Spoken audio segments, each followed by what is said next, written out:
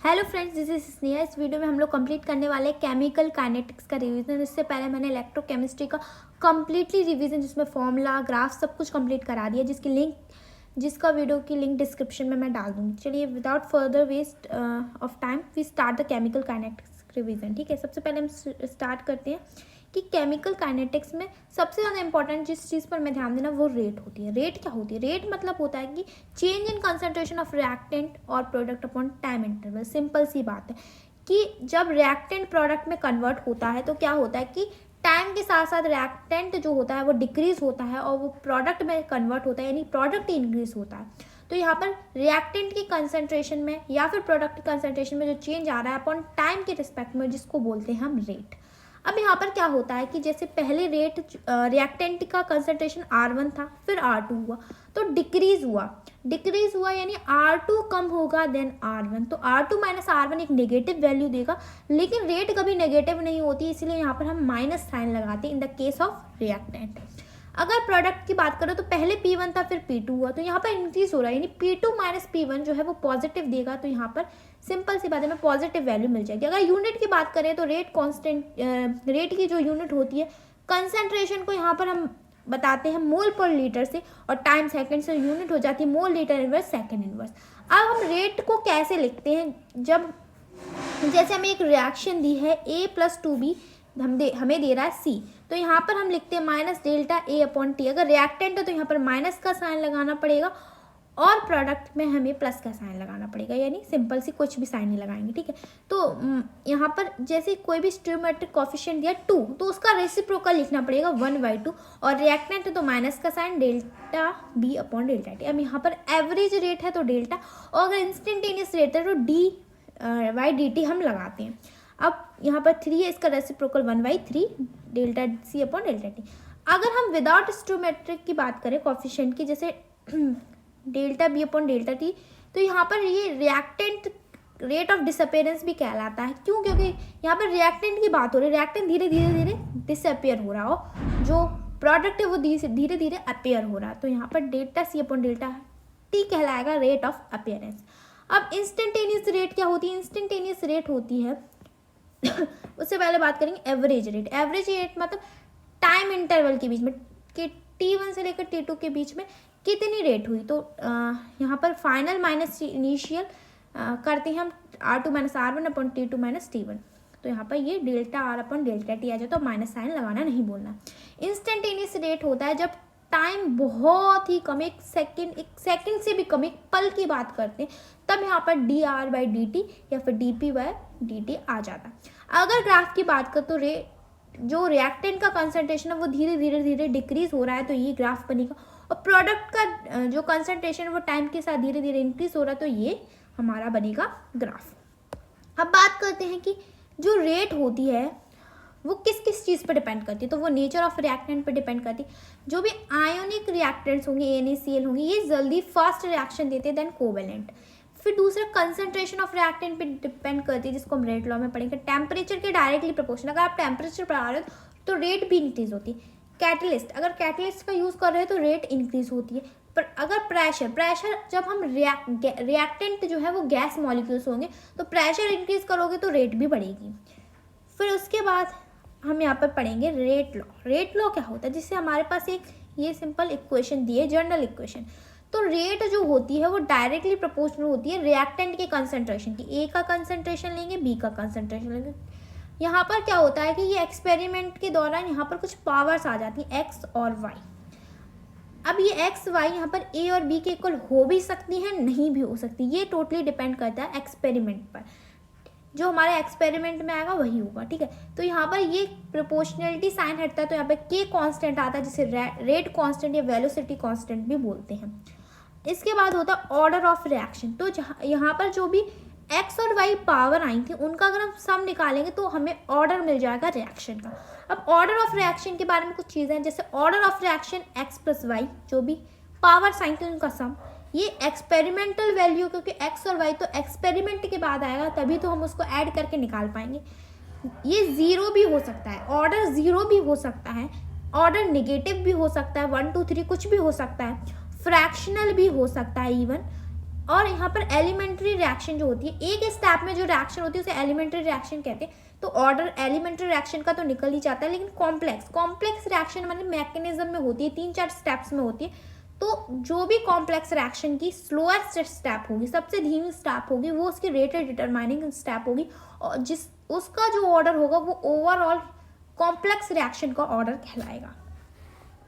अब एक और टर्म होता है जिसे बोलते हैं मॉलिक्युलरिटी। मॉलिक्युलरिटी मतलब होता है कि हमारी रिएक्शन में कितने नंबर ऑफ रिएक्टेंट, कितने एटम्स रिएक्ट कर रहे हैं, कितने आयंस, कितने नंबर ऑफ रिएक्टिंग स्पीसीज है, उनको बोलते हैं मॉलिक्युलरिटी। अब मॉलिक्युलरिटी जो होता है वो 1 2 3 कोई भी नंबर हो सकता है नेचुरल, लेकिन 0 नहीं हो सकता, नेगेटिव नहीं हो सकता, फ्रैक्शनल भी नहीं हो सकता। एलिमेंट्री रिएक्शन का ही हम सिर्फ निकाल सकते हैं मॉलिक्युलरिटी, और कॉम्प्लेक्स रिएक्शन की मॉलिक्युलरिटी निकालना पॉसिबल नहीं है।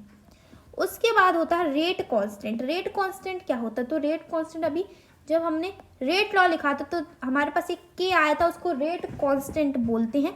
यहाँ पर हमें एग्जाम्पल यूनिट पूछ ली जाती है कि रेट कांस्टेंट की यूनिट बताइए जीरो ऑर्डर रिएक्शन के लिए। जीरो ऑर्डर रिएक्शन के लिए तो जीरो ऑर्डर रिएक्शन में x + y = 0 हो जाएगा, तो इसके ऊपर 0, इसके ऊपर 0, तो यहाँ पर k जो है वो r के इक्वल आ जाएगा। तो जो भी रेट की यूनिट होगी वही रेट कांस्टेंट की यूनिट हो जाएगी, mole, litre inverse, second inverse. First order reaction में क्या होता है कि x + y = 1 है, तो आप किसी भी एक को 1 मान लेंगे, तो यहाँ पर k जो है वो r/a हो जाएगा। एक a को यहाँ पर हम मोल पर लीटर लिखेंगे, ठीक है, और r की unit mole, litre inverse, second, इसको काटेंगे तो यहाँ पर हमारे पास सेकंड इनवर्स आएगा। इसी तरह सेकंड ऑर्डर और थर्ड ऑर्डर की आपको याद रखनी है, आप निकाल भी सकते हैं। नेक्स्ट इसके बाद है हमारे पास फर्स्ट ऑर्डर की integrated rate equation for numerical.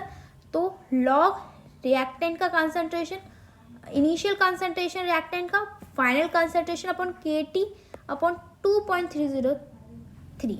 अब यहाँ पर हम ग्राफ बनाएंगे तो log R0/RT के एक स्ट्रेट लाइन ग्राफ मिलेगा जिसमें स्लोप होगी K/2.303। हाफ लाइफ पीरियड मतलब वो टाइम ऑफ पीरियड जिसमें रिएक्टेंट जो है, जो रिएक्शन है वो हाफ कंप्लीट हो जाए, 50% रिएक्शन कंप्लीट हो जाए, यानी 50% आपका जो रिएक्टेंट है वो प्रोडक्ट में कन्वर्ट हो जाए। तो यहाँ पर इसका फॉर्मूला होता है 0.693/K। डायरेक्ट फॉर्मूला पे क्वेश्चन आ जाते हैं। यहाँ पर याद रखना है कि फर्स्ट ऑर्डर में जो हाफ लाइफ होता है वो इनिशियल कंसंट्रेशन पे डिपेंड नहीं करता। तो ग्राफ आपके पास कुछ ऐसा बन के आएगा। यहाँ पर ये टाइम है, ये कंसंट्रेशन है, तो ये ऐसे ग्राफ मतलब ये दोनों एक दूसरे इस पे ये डिपेंड नहीं कर रहा है।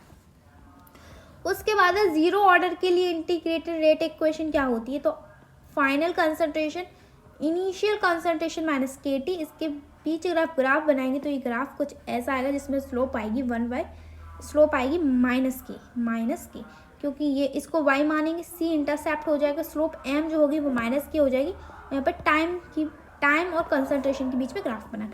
हाफ लाइफ इसकी निकालेंगे तो R0/2 की, और हाफ लाइफ जीरो ऑर्डर की जो है वो डायरेक्टली प्रोपोर्शनल होती है इनिशियल कंसंट्रेशन ऑफ रिएक्टेंट पे, स्लोप आ जाएगी 1/2 की। उसके बाद नेक्स्ट थिंग है कि जो K होता है हमारा रेट कांस्टेंट, वो टेम्परेचर पे डिपेंड करता है और कंसंट्रेशन ऑफ रिएक्टेंट के पर इंडिपेंडेंट होता है, यानी सिर्फ एक ही चीज़ पर डिपेंड करता है, वो है टेम्परेचर बढ़ाओगे तो रेट कांस्टेंट भी बढ़ेगा। लास्ट इसमें अरेनियस इक्वेशन है। अरेनियस इक्वेशन में आपको याद रखना है, यहाँ पर अरेनियस इक्वेशन में K = AE - E/RT होता है। K rate constant, A Arrhenius factor, E activation energy, temperature, और ये यूनिवर्सल गैस कांस्टेंट। दोनों तरफ लॉग लेंगे तो हमारे पास कुछ ये फॉर्मूला आता है, और अगर हम नेचुरल लॉग को लॉग में बदलेंगे 2.303 से मल्टीप्लिकेशन करना पड़ेगा। अगर लॉग K और 1/T के बीच में ग्राफ बनाएंगे तो कुछ ऐसा ग्राफ बनेगा जिसमें m जो है वो स्लोप होगी -E/2.30R। इससे हम एक्टिवेशन एनर्जी को कैलकुलेट कर पाएंगे। उसके बाद अगर हम दो डिफरेंट टेम्परेचर पे T1 और T2 पर लेंगे तो यहाँ पर क्या होगा कि log A तो सेम होगा, यहाँ पर एक्टिवेशन एनर्जी भी सेम होगी T1 T2। यहाँ पर इक्वेशन 1 को सेकंड में माइनस करेंगे तो लास्ट हमारे पास जो फॉर्मूला आएगा ये हमें याद रखना फॉर न्यूमेरिकल। इससे हम न्यूमेरिकल को सॉल्व करेंगे। अब यहाँ पर कुछ टर्म्स हैं, जैसे क्या होता है एक्टिवेशन। सबसे पहले थ्रेशोल्ड एनर्जी क्या होती है, देखिए यहाँ पर रिएक्टेंट है, रिएक्टेंट की कुछ एनर्जी, ये टोटल एनर्जी जो होती है वो थ्रेशोल्ड एनर्जी होती है। थ्रेशोल्ड एनर्जी वो एनर्जी होती है जिससे रिएक्टेंट प्रोडक्ट में कन्वर्ट हो पाए, वो एनर्जी को थ्रेशोल्ड एनर्जी बोलते हैं। एक्टिवेशन एनर्जी क्या होती है, एक्टिवेशन एनर्जी वो एनर्जी होती है रिएक्टेंट मॉलिक्यूल्स की जो इक्वल हो जाए थ्रेशोल्ड एनर्जी के। अब यहाँ पर थ्रेशोल्ड एनर्जी की बात करते हैं तो जो थ्रेशोल्ड एनर्जी होता है वो ET is equal to ER plus EA होता है, यानी रिएक्टेंट की एनर्जी प्लस एक्टिवेशन एनर्जी। और यहाँ से एक्टिवेशन एनर्जी निकालेंगे वो हो जाएगा threshold energy minus reactant energy. अगर एक्टिवेशन एनर्जी ज़्यादा होगी, ज़्यादा एनर्जी चाहिए ताकि रिएक्टेंट प्रोडक्ट में कन्वर्ट हो जाए, तो रिएक्शन की रेट स्लो होगी। और एक्टिवेशन एनर्जी कम है, मतलब कम एनर्जी चाहिए, तो रिएक्टेंट की रेट फास्ट होगी। और टेम्परेचर बढ़ाने पर एक्टिवेशन एनर्जी कम होती है। इसके बाद नेक्स्ट थिंग है इसमें, यहाँ पर जो रिएक्टेंट की एनर्जी है वो प्रोडक्ट की एनर्जी से ज़्यादा है, तो डेल्टा H जो है वो निगेटिव आएगा एक्सोथर्मिक। और अगर प्रोडक्ट की एनर्जी रिएक्टेंट एनर्जी से ज़्यादा आएगा तो डेल्टा H आ जाएगा पॉजिटिव यानी एंडोथर्मिक। उसके बाद है कैटलिस्ट। कैटलिस्ट क्या करता है कि ये इंक्रीज करता है रेट को बाय गिविंग अल्टरनेटिव पाथवे, यानी ये कुछ इस तरह से यहाँ से रेट थी लेकिन इसने अल्टरनेटिव पाथवे दे दिया जिससे रेट क्या हो जाएगी, इंक्रीज हो जाएगी। लास्ट टॉपिक है कोलिजन थ्योरी। कोलिजन थ्योरी में समझना होगा क्या होता है कि reactant molecules are assume to be hard. Reactant molecules जो है उनको हम अज्यूम करते हैं कि वो हार्ड स्पेयर हैं, और रिएक्शन को अज्यूम करते हैं कि तभी होगी जब रिएक्टेंट मॉलिक्यूल्स आपस में क्या करेंगे, टकराएंगे, तभी रिएक्शन होगी। ठीक है, द नंबर ऑफ कॉलिजन पर second and per unit volume of the reaction, उसको हम बोलते हैं कॉलिजन फ्रिक्वेंसी। अनदर टर्म है एक्टिवेशन एनर्जी। हमें एक्टिवेशन एनर्जी की जरूरत पड़ेगी तभी रिएक्टेंट मॉलिक्यूल जो है एनर्जी बैरियर को क्रॉस करके प्रोडक्ट में कन्वर्ट होंगे। Reactant molecule can not form product until they current sufficient, ये आपको याद रखना। थ्रेशोल्ड एनर्जी, जब तक उनके पास टोटल एनर्जी थ्रेशोल्ड एनर्जी नहीं आएगी तब तक वो प्रोडक्ट में कन्वर्ट नहीं होंगे, ये आपको याद रखना है।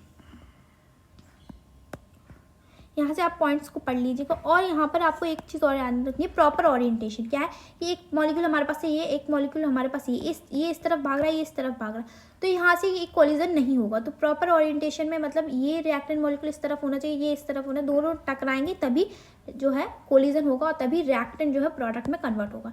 तो यहाँ से हमने पूरा कंप्लीटली रिवाइज कर लिया है, केमिकल काइनेटिक्स के इंपॉर्टेंट टॉपिक्स भी देख लिए।